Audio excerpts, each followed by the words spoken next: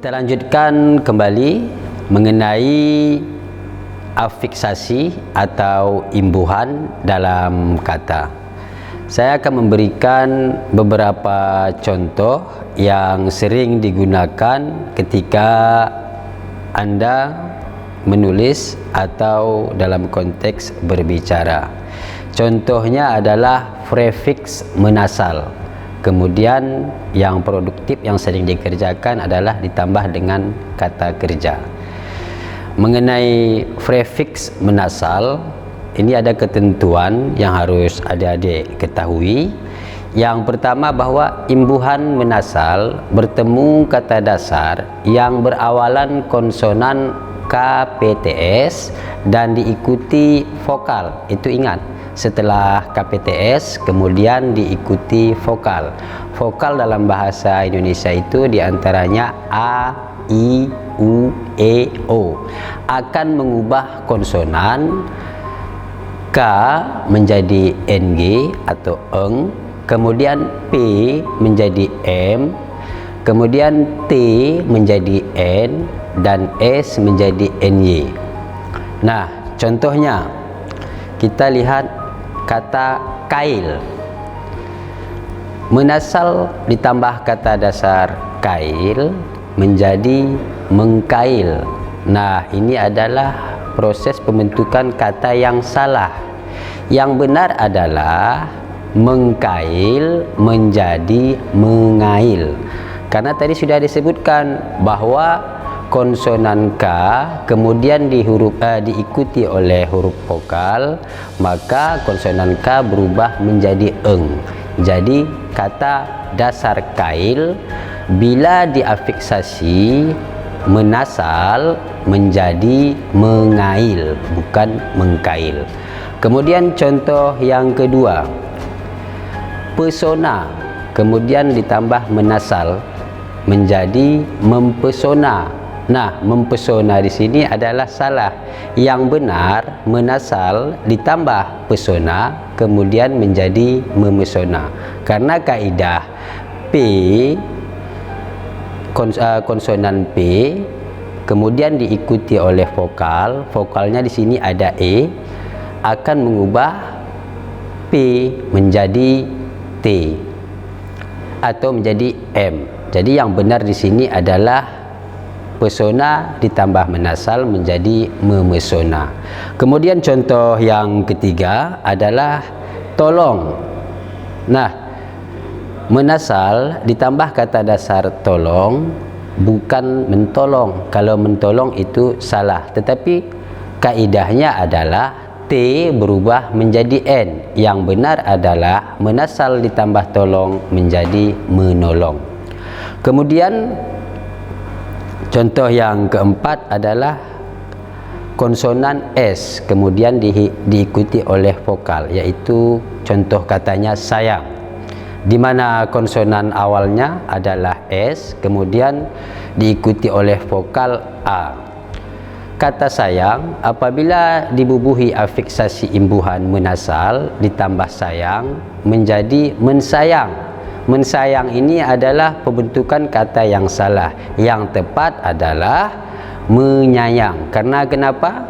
Karena kata S ketika diikuti oleh konsonan bertemu dengan menasal, S berubah menjadi NY. Jadi kata yang benar adalah menyayang. Nah, akan tetapi ada perkecualian. Imbuhan menasal bertemu kata dasar berawalan KPTS, ini sama seperti di atas. Imbuhan kata dasar yang berawalan KPTS kemudian diikuti konsonan, tidak boleh diubah. Kalau di atas tadi setelah KPTS diikuti vokal, kalau yang kedua ini diikuti oleh konsonan. Konsonan itu apa? Selain daripada vokal A, I, U, E, O dalam huruf abjad, itu adalah huruf konsonan. Nah, contohnya seperti apa? Menasal ditambah kredit. Jadi kata yang betul adalah mengkredit, bukan mengeredit. Karena kenapa? Tidak boleh dilakukan perubahan bunyi terhadap konsonan awalan K, karena tidak diikuti oleh vokal, akan tetapi diikuti oleh konsonan. Konsonannya di mana? Konsonannya adalah kredit K, setelah K itu yaitu R. Jadi di sini tidak berlaku hukum kaidah KPTS. Nah, kemudian contoh yang kedua, protes. Menasal ditambah kata dasar protes menjadi memprotes, bukan merotes. Kemudian transfer menjadi mentransfer, bukan mentransfer. Kemudian syarat menjadi mensyarat, bukan menyarat. Nah, selanjutnya prefix menasal ditambah kata dasar yang terdiri dari suku kata, maka menasal berubah menjadi menge. Nah, suku kata ini mungkin bisa adik-adik pahami. Kata buku umpama. Kata buku terdiri dari satu kata dan dua suku kata. Suku yang pertama adalah bu dan suku yang kedua adalah ku. Bila digabungkan menjadi buku, terdiri dari satu kata, dua suku kata. Nah, ini disebutkan bahwa prefix menasal ditambah kata dasar yang terdiri dari suku kata, maka menasal berubah menjadi menge. Contoh kata dasar yang terdiri dari satu suku kata: bor, cor, cat, lem, dan rem. Nah, menasal apabila ditambah dengan kata dasar bor menjadi mengebor, bukan menbor. Yang sering digunakan adalah menbor. Ini adalah kaidah yang salah. Yang benar adalah mengebor. Kemudian menasal ditambah cor menjadi mengecor, bukan mencor. Begitu juga dengan cat ditambah menasal menjadi mengecat, bukan mencat. Kemudian lem menjadi mengelem, bukan menlem. Dan rem demikian juga, menasal ditambah dengan rem menjadi mengerem, bukan menrem. Nah, itu adalah beberapa contoh afiksasi yang produktif atau yang sering digunakan supaya dapat diperbaiki aspek penulisan dan pengucapannya. Kemudian yang kedua tadi mengenai reduplikasi. Reduplikasi tadi adalah kata ulang. Jadi tadi saya sudah menyebutkan ada 5 jenis kata ulang. Nah, yang perlu diingat adalah ketentuan dari penulisan reduplikasi. Ketentuan yang pertama, bahwa kata ulang menggunakan tanda hubung. Ingat, setiap kata ulang itu digunakan tanda hubung, kecuali kata ulang di dwipurwa. Nah, tanda hubung kemudian di antara kata yang diulang. Kemudian yang kedua, tidak ada spasi sebelum dan sesudah tanda hubung. Jadi setiap kata ulang itu diberikan tanda hubung dan tidak ada spasi di antara kata ulang tersebut. Nah, ini saya berikan beberapa contoh reduplikasi yang mewakili masing-masing jenis reduplikasi. Contoh kata ulang murni, rajin-rajin. Nah, di sini ada tanda hubungnya, kemudian tidak ada spasi. Nah, kenapa disebut kata ulang murni? Karena dia murni mengulang kata dasar atau kelas kata. Kemudian yang kedua, kata ulang berimbuhan. Contohnya seperti membaca-baca. Kenapa disebut dengan kata ulang berimbuhan? Karena kata ulang dari membaca adalah baca, kemudian ditambah dengan afiksasi mem menjadi membaca-baca. Kemudian yang ketiga, kata ulang berubah bunyi.